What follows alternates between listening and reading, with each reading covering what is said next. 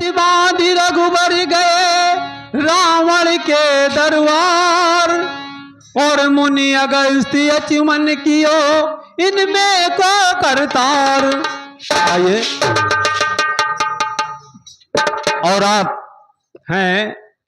दिदौर से पधारे हुए हमारे शंकर साहब जी, इनकी ओर से की सुधराएं। ये संतुली समान नाम दे रहे हैं। सतगुरु आपको शक्ति भक्ति मार्ग दे, सकते शांति दे, यही संतों का आशीर्वाद है। और कहना क्या है, हरि सतगुरु बिना तुम्हारे, हरि गुरुवर बिना तुम्हारे, अब कैसे जिएंगे हम, सतगुरु बिना तुम्हारे, सतगुरु बिना तुम्हारे, अब कैसे जिएंगे हम, कैसे जिएंगे हम, सतगुरु बिना तुम्हारी, अब कैसे जिएंगे हम।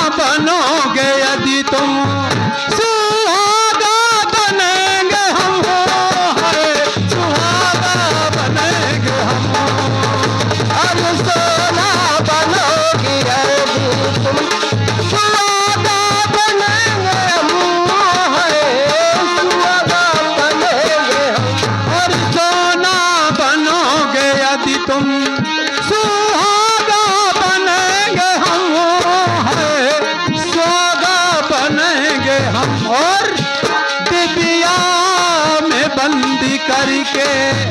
डिबिया में बंदी करके हरि देखा करेंगे हम हाय देखा करेंगे हम हाय